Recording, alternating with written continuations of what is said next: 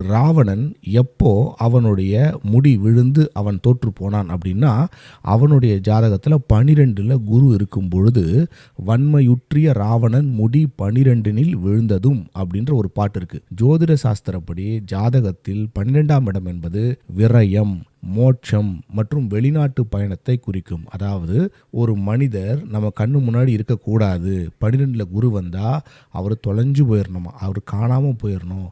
இல்லைன்னா அவருக்கு நிறைய கஷ்டங்கள் ஏற்படும், விரயங்கள் ஏற்படும். ஹெல்த் ரீதியாகவும் சரி, மன ரீதியாகவும் சரி துன்பங்களை அனுபவிப்பார். ஏன் அப்படின்னா, மிகப்பெரிய கிரகமான குரு ஒருவருடைய ராசிக்கு பின்னால் 12ஆம் வீட்டில் இருந்தால் அந்த வெயிட் ரொம்ப அதிகமாக இருக்கும். அந்த குரு அவங்களுக்கு மோட்சஸ்தானம், அதாவது ஒருத்தர் காணாமல் இறந்து மோட்சத்துக்கு போகிறார் இல்லையா, அந்த ஸ்தானத்தை கொண்டு வந்து 12ல் வச்சுருக்காங்க. அயன சயன போகம், அதாவது தூக்கம், படுக்கை வந்து 12ஆம் வீட்டில் வச்சுருக்காங்க. ஏன்? அதாவது ஒரு மனிதன் நல்ல ஆக்டிவாக பகல் ஃபுல்லாக இருப்பான், அவன் போய் தூங்குற நேரம், ரெஸ்ட் பிளேஸ், அவன் ஆக்டிவாகவே இருக்கக்கூடாது அப்படிங்கிற இடம் தான் 12ஆம் இடம். வன்மையுற்றிய ராவணன் முடி 12ல் விழுந்ததும்னா, ராவணன் மிகப்பெரிய பலசாலி, ஆக்டிவாக இருக்கார், சண்டைக்கு போகிறாரு. ஆனால் அவருக்கு 12ல் குரு வந்தவுடனே அவர் ஆக்சுவலாக காணாமல் போயிருக்கணும், சைலண்ட்டாக இருந்திருக்கணும்.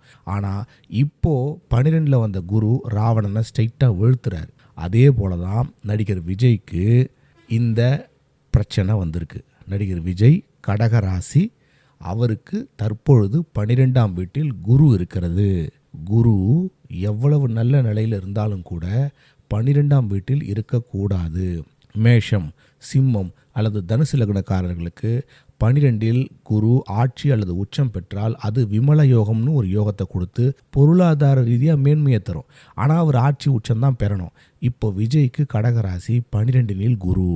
அப்போது அவ்வளோ பெரிய பலசாலியான ராவணனே புராண கதையில் என்ன சொல்கிறாங்க, விழுந்துட்டாரு, அவர் தோத்துட்டாரு அப்படிங்கிறாங்க.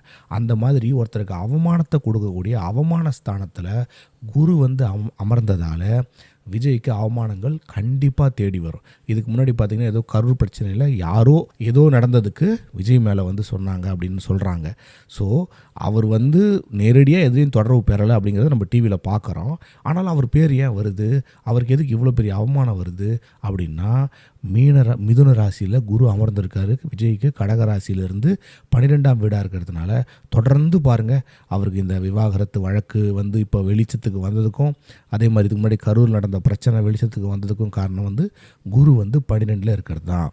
என்னெல்லாம் நடக்கும் அப்படின்னா, சுகபோக குறைவு, தூக்கமின்மை, உடல் ஆரோக்கியத்தில் சிறு சிறு பாதிப்புகள் ஏற்பட வாய்ப்புண்டு.